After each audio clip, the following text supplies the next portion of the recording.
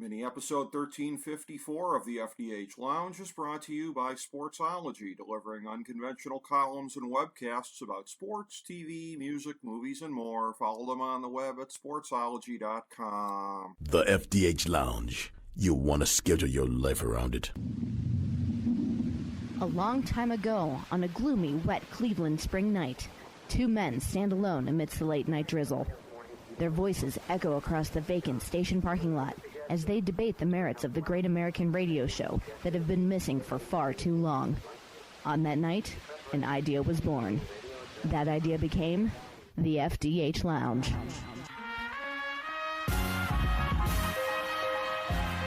Welcome to the FDH Lounge. Hello, everyone. Welcome to FDH Lounge mini episode 1354. This is FDH managing partner Rick Morris here, and another great tradition in the FDH Lounge is breaking down the upcoming Stanley Cup Final. We're doing that here in the year 2021. As always, good friend, FDH Lounge Dignitary, Sportsology proprietor, author Russ Cohen here to do the honors, and Russ will be, as is generally the case, there in person for at least some of the games at the Stanley Cup Final, and he'll be giving us his analysis here as we go into what is a most unusual pairing on many, many, many levels. Tampa Bay, Montreal. If we'd have said this a year ago, you wouldn't have believed it for a multitude of reasons. But anyways, we'll get into all of those with good friend Russ Cohen. Russ, how you doing for this weird one, my friend? Good, Rick. It's interesting because preseason I did pick Montreal and the Avs, and I said Montreal could definitely get to the Cup, could win it. I still picked the Avs as the winner. I stuck with both of them into the playoffs, even though there was a lot of snickering about the Montreal when I said it that day. There was snickering first round of the playoffs. I stuck with them until they played Vegas, and then I thought Vegas was on to something, and they weren't. But I'm not going to tell you that Montreal's a fluke, because I don't believe they are.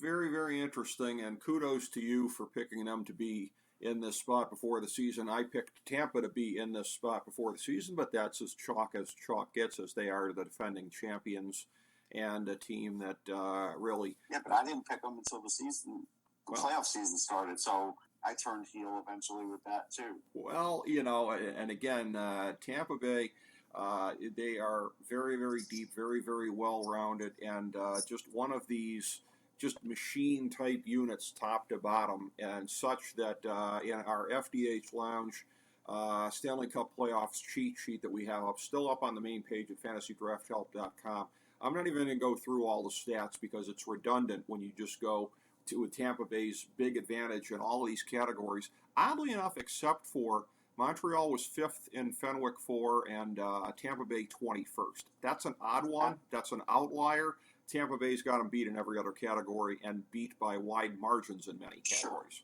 No, that's just. I mean, I'm not saying Montreal's going to win the Stanley Cup. What I'm saying is they deserve to be in it. Like they've earned their place in it. The way they played. I mean, they took apart the Jets.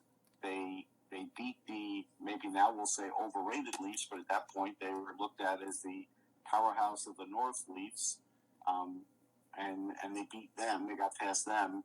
And then, honestly, Vegas, they almost took them apart too. I mean, that was the only one that mildly surprised me, simply because I thought Vegas maybe had enough to do it, but they didn't. So, in the end, there's a lot of things going for Montreal. Yeah, and it surprised the heck out of me. I thought Vegas would take them out.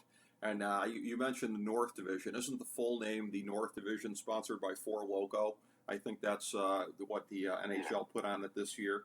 But as far as it goes with the breakdowns here, one of the things that's interesting to me is Montreal only 25th in the league for a team that's done it in the playoffs on the back of Carey Price to a large degree, 25th in save percentage during the regular season. Now, of course, Carey Price didn't even play the majority of games for Montreal this year, so that's not all on him, but some of that's on the defense as well.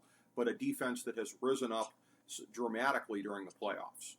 Yeah, they're top four heavy. Those guys with Sherratt and Weber and Edmondson and Petrie, they'll play 23, 24 minutes apiece.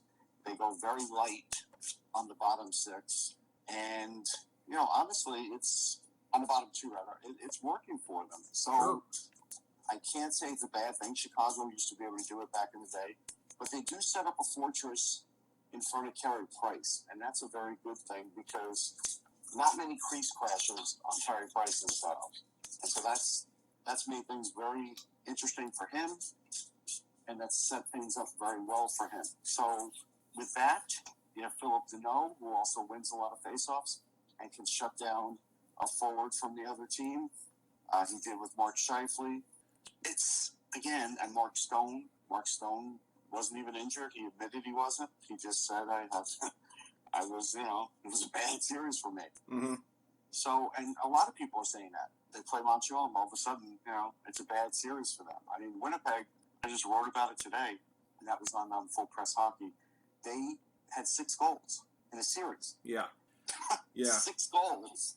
Remarkable. And I've been kind of a Winnipeg honk the last couple of years, although clearly, I mean, their sell-by date was probably about, 2 years ago at this point, but they're still a team that you would not expect to get flattened by Montreal the way that they did. And when I look at this here, I mean, you talk about the protection of Carey Price, and I say, yes, that's been the case, in the playoffs, but 20th in the regular season in penalty kill. What Montreal reminds me of in a lot of ways is when I looked statistically at Dallas coming into the finals last year. Dallas is a team that got on a roll. They were kind of defense heavy in a lot of ways going through their playoff run a year ago. Got past Vegas in the semifinals. They have that in common. But then Dallas gave them a pretty good run in the finals, but eventually the gap between the two teams was just too much. And I just see a lot of parallels there this year.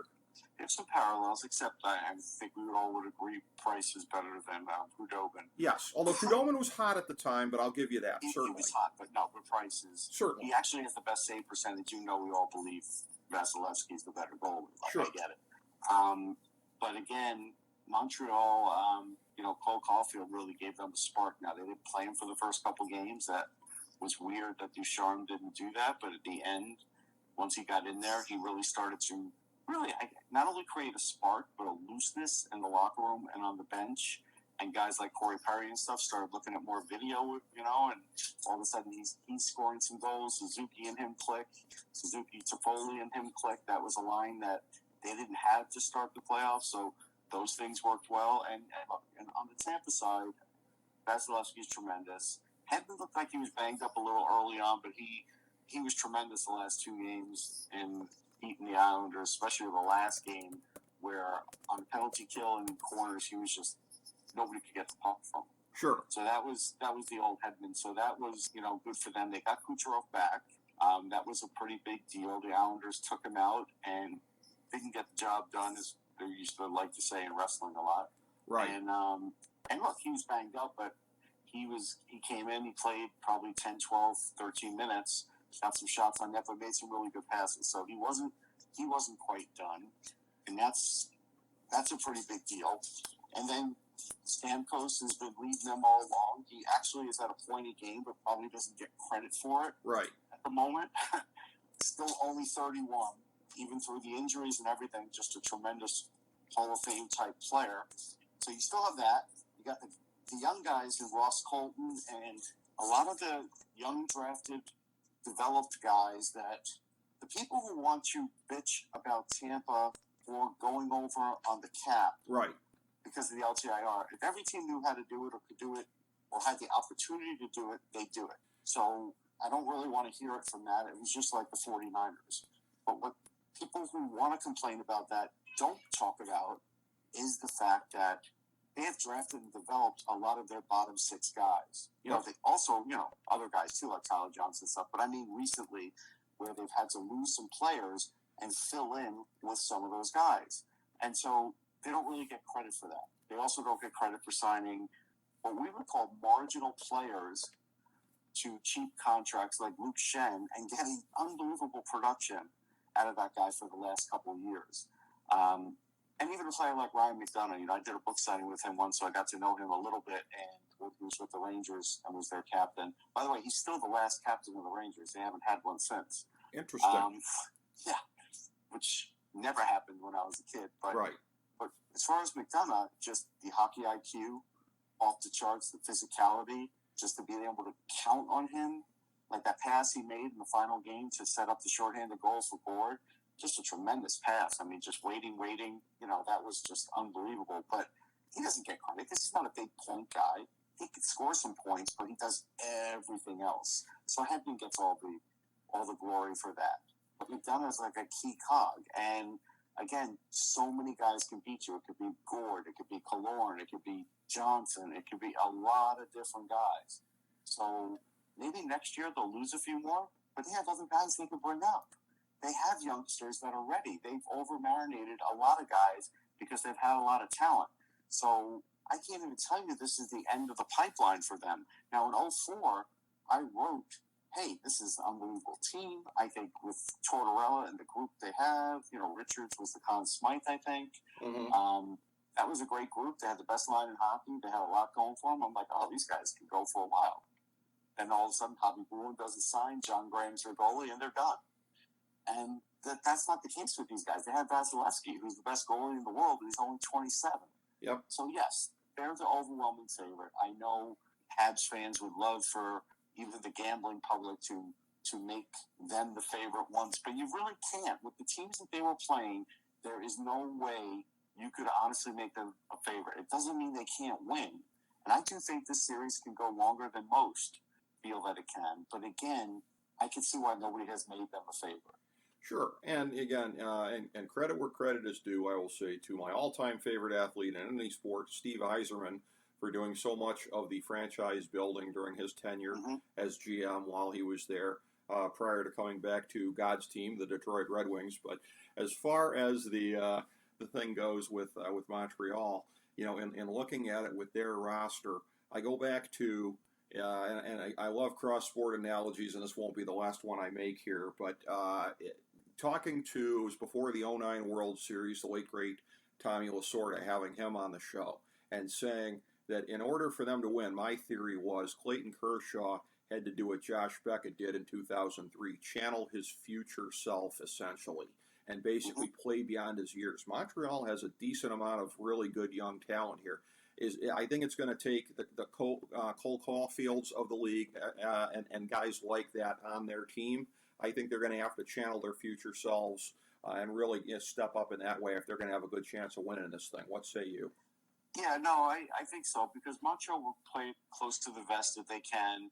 They'll play physical. They'll do a lot of things like that to try and keep the score down and look to take advantage of opportunities. They did it against everybody, but it's hard to do it against Tampa. The Islanders tried to do it against Tampa, and they ran out of gas in Game 7. Midway in the second period, I felt like they were out of gas. They never even, to me, put it in a big effort at the end, even with the extra attacker, to even tie the game. They just didn't have it. And so you do wonder if that's going to happen with Montreal here, too, because Tampa could literally spread the ice. Tampa could fight with you if you want with guys like Maroon and Coleman and Goudreau, but they also can just flat out pass the puck and play like a Princeton offense if they want. And if they do that, as the course of a series goes on, they definitely can tire you out. And if you're short-shifting the lower pairing defenseman and you're going with a solid 4, and maybe you're throwing Gustafsson in there once in a while with one of the top 4, it's not a big breather. And at some point, Shea Weber is not the youngest guy. And so that is the way to get to Montreal, because it's hard to get in the crease. It's easy to say, well, just get in the crease, take away Carey Price's eyes. Well, nobody's really been able to do that. I don't know if Tampa will be able to do that. But Tampa can definitely play them, and they know what it takes to win, so they're not going to panic if they're even down 2-1 in the series. Even if they were down 3-1 in the series, they wouldn't panic. So they're in a spot where home ice means a lot. Unfortunately, Montreal can't have the same amount of fans. They can only have 3,500. It certainly mattered home ice against the Islanders. I think it would matter against anybody. I great advantage there. So this will be a good series in the sense of early excitement. I hope it could last throughout the series. I think it will. And if it does, that'll part be great. I don't know how well it'll do TV-wise, because in the States, maybe you'll get some hate watching, because there's a lot of Islander fans now that want Montreal to lose, and So maybe and same with Vegas fans. So maybe those are two good TV markets that people are going to hate watch. Mm-hmm. But if they tune out, then it's not going to be good. Well, that's true. That's true. By the way, postscript on what I said to you about Lasorda, what was great about him, among other things, was him being old school, not part of the modern coddle culture. He agreed with my assessment. He was like, oh, yeah, Clayton Kershaw, we're going to need him to step up. So I appreciated that he didn't try to soften the expectations any there. But no, you just don't ask him. I mean, at the time, sure. He's gone now. Don't ask him about Dave Kingman. Oh yeah, no, that would draw a very, very harsh response, as the audio evidence has shown. But you're right about all the different ways that Tampa has to be able to get the job done here, and such is the challenge that is before Montreal in order to, first and foremost, keep it a close series, and then be able to get 4 wins by the time that the series is done. This is one of these things here where when you look at the magnitude of this, and if you're just going to look at it statistically as far as odds, Montreal was the last team into the playoffs as far as qualifying, what the casinos had them at prior to the start of the Stanley Cup tournament. I mean, if they can pull this off, and if they can pull this off against the defending champions, a juggernaut team like Tampa Bay, are we talking about them in the same breath as like your 69 Jets, the Villanova and North Carolina State teams of the 80s that pulled the upsets in the NCAA tournament going all the way? I mean, when we're talking about the great underdogs in, let's say, the last half century of sports at minimum, Montreal's got to rank up there if they can get this done, right? Yeah, I think it would rank up there. It can't rank with the Jets because the Jets were from a rival league, the AFL, and Namath was a young quarterback, and Carey Price has always been one of the best goalers in the league. So that's the only part that the Jets don't fit, but a lot of the others do fit, and definitely would be up there, no question about it. But again, the thing about it is, no, they're never going to be listed as the favorite. It's just not going to be possible because, like you said, you wouldn't come up with a mountain of stats. But I just felt like the minute they added Caulfield and that line started clicking, and they had that little extra speed because they were already a fast team. So I was worried about, the one thing I was worried about Vegas and talked about was the fact that Montreal speed could derail, and it did. Tampa can keep up with them, so that's not a problem speed-wise, but could Tampa keep up a whole series if they played flat-out speed-wise? I don't know. I mean, that's not Montreal's style. Montreal usually just waits for those speed moments and tries to get some breaks with some long passes, and it's been working for them. So it'll be interesting to see how they do that. I don't even know if Dominic Ducharme will be on the ice for game 1. He might still be quarantining. So it might still be Luke Richardson behind the bench carrying out his wishes. So that's a whole other thing, too. Like, we're talking about normally just a team being an underdog, but how often are you talking about a team being an underdog and their coach didn't even coach in person for the last couple of games and maybe can't for the game 1 of the Cup? That's never happened.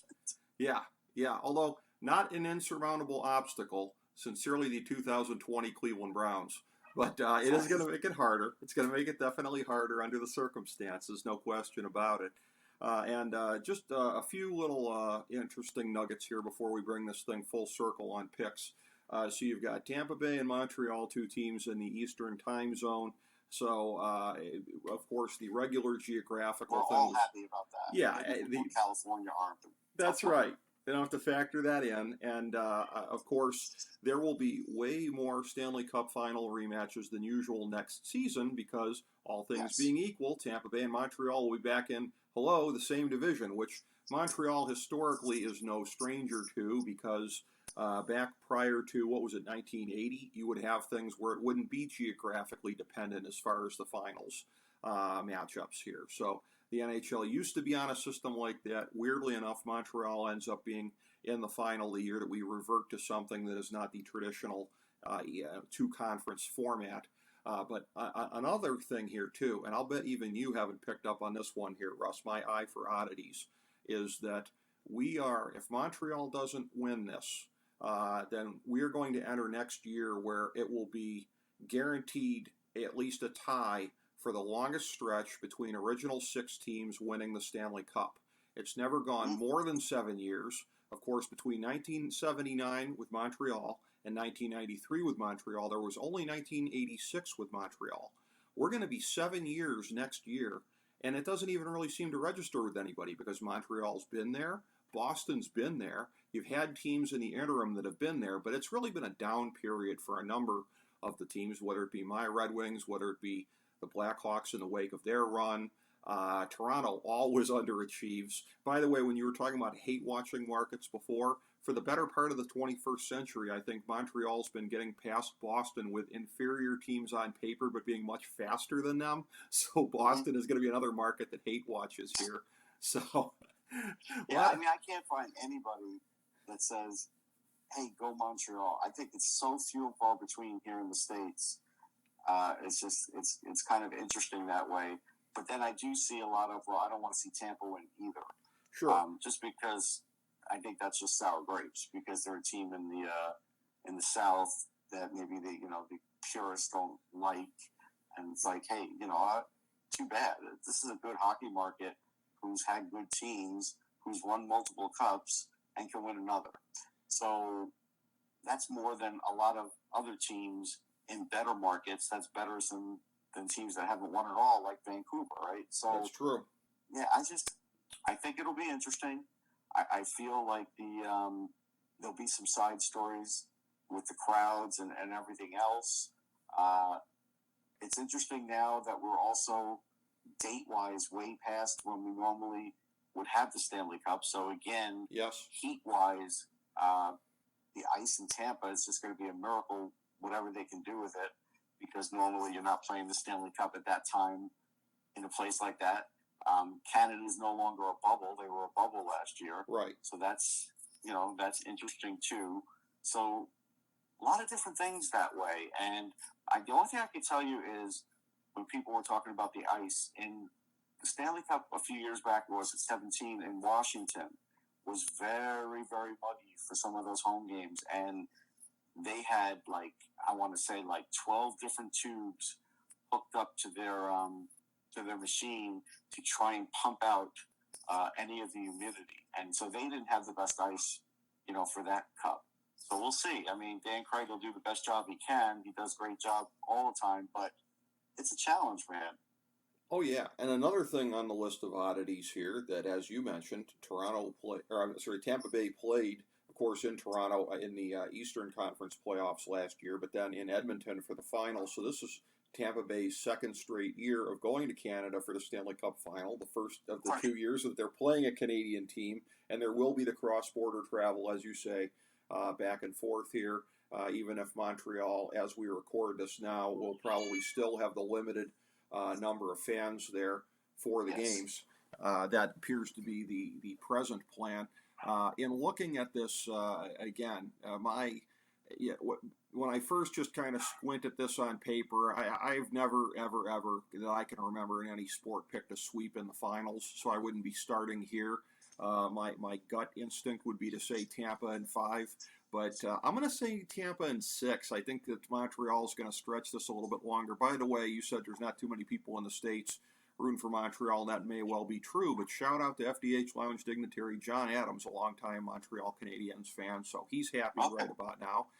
He does not have cable, though, so he's going to miss 2 of the games in the finals. Unless Johnny, you can come over to my place, buddy. I give him a shout out here on the air. But anyways. Or Peacock. He could sign up temporarily for Peacock. He could do that as well, absolutely. And it will be there. And again, good to have, of course, 5-time lounge guest Kenny Albert in the lead seat there for play-by-play. As I understand, he will be for the Turner Network subsequently. So shout out to him. So I'm going to say, like I said, Tampa in 6. I think Montreal is going to make it more interesting than I would think, just looking at it on paper, and a lot of people probably would. What say you, Russ? I'm going to go Tampa in 7 because I think with guys like Cernak, who have been very badly banged up, and guys like Kucherov, it's possible they miss shifts and time in the series, and I think Tampa will play the slow burn. I think they'll go all out to win game 1. But I also think that, there might be times where they say, all right, look, we're going to have to win with this team so we can go 4 or 5 days and get this guy back. I think there's going to be a lot of plotting of that. And so Kucherov maybe will do a lot of power play and not a lot of even strength for a while. So I think there's going to be some of those kinds of things going on, and I think if that does go on, then that will it could extend the series. That's true, yeah. If you see scenarios like that and where they're having to kind of pick their spots, yes, that would be an extended series beyond what we would think on paper. The last of the oddities that I have here, by the way, is, and you'd mentioned it before about the 04 Tampa team, that we are reverting back to. I believe there must have been a secret Gary Bettman mandate in the mid-2000s that the Stanley Cup Final be Sunbelt v. Canadian team, and the Sunbelt teams went 3-0 in that stretch. Tampa Bay over Calgary, Carolina over Edmonton, and Anaheim over Ottawa. And we revert back to that here this year with Tampa Bay, Montreal. That leaves only Toronto, I believe, as the teams that have been around all the way through the 90s that have not been in the Stanley Cup Final since Canada last took the Cup home. And then you have Winnipeg, which I believe Winnipeg gained and lost their team in that stretch, did they not? There was a Winnipeg Jets in 93, and then there's been a Winnipeg Jets in subsequent years. So Winnipeg has also not been back there, but Montreal's first time back in 28 years, and fascinatingly enough, everybody's looking for stuff too. Like everybody's like, "Well, look, this happened and this happened, and they're a team of destiny and everything else." And it's like, I don't believe in the team of destiny. I don't, and so I know it's been a certain amount of time. I know Carey Price is great. He's not Patrick Roy. And so, they're going to have to go out there and take it away from them. Of those teams you mentioned, the Canadian ones, definitely Calgary is the best of them. And remember, Edmonton had to use UC Markkinen in net. Like they had bad trouble with goaltending, but they did have Chris Pronger, who cleaned up a lot of messes out there that made it a very tough series. So, yeah, I think this will be fun. We're going to at least get fan excitement, which we didn't have at the Cup last year, and that's going to excite the hell out of me just to see, all those fans outside the arena and feel the atmosphere of the Stanley Cup. To me, that's what this is about this year. It's about sort of just feeling the vibe. Yeah, getting it back. And last question I have for you in terms of comparisons here. Your guy, Henrik Lundqvist, making it to the Cup Final in, I believe, 2012. Is there a little bit of a similar thing here of Carey Price? They have very similar legacies in that they go down in terms of international play as two of the very best of all time. They both have some very big pelts as far as that goes, but both of them were kind of hard-pressed to make it this far. Lundqvist, a little bit further along in his run, did make it in 2012. I'm not saying this is going to be the last look that Carey Price gets at it, but it sort of puts me in mind of that, of a guy who's already built his reputation internationally, but wants to be able to do what Dominik Hasek did and take home the Cup as well. Yeah, I do think I've had these conversations throughout the playoffs with different people and felt like after I spoke to one person, we both felt like Price was going to carry this team at least to the semifinals. It's weird to say, but conference finals. That would really help his career down the line when he tries to get in something like the Hall of Fame. But now that he's gotten to the Cup, again, it's a team game. Goalie can't win it himself. So I think he and Lundqvist will have an excellent chance of making it. Except the Hockey Hall of Fame puts in very few goaltenders. Right. And so unless something like changes with that, I don't know what's going to happen. I'd be shocked if he didn't make it, but I guess stranger things have happened, so we'll have to see how it plays out. Certainly, again, this is a chance to really burnish that legacy if they can pull it off. I think they'd be hard-pressed to keep him out. I think in any instance, but especially if they can get it done here. But it's going to be really, really interesting to watch with a very dominant team, a very dominant defending champion team, going up against this underdog team, albeit the most decorated one in the history of hockey, the New York Yankees of hockey, as it were, as far as historical accomplishments and achievements, but making it big. It would be weird seeing the Yankees as a huge underdog in baseball, but here we are with the Canadiens in hockey, and they are this gigantic underdog, and we'll see if they can bring it home. I think the Yankees were the underdogs against the Dodgers. Were they? Which, in 81? Or yeah. When they lost. They might have been. Yeah, but because that was a great Dodger team. I'm pretty sure they were the underdog. couldn't have been big underdogs though, because they won it all in '78 and '77. So, and the pennant in '76. So, yeah, that you might be right about that. The Dodgers might have made them the underdogs that time, but yeah, it would be weird seeing them as big underdogs, anyways. In Montreal, big underdogs, but you've made a very compelling case as to why this could be an excellent series and one that Montreal could win if they get enough breaks. So we'll see how it goes. So, Russ, enjoy the series. Travel safely as always, my friend. Thank you so much for your time. Thanks, Rick. Appreciate it, buddy. Thanks. Russ Cohen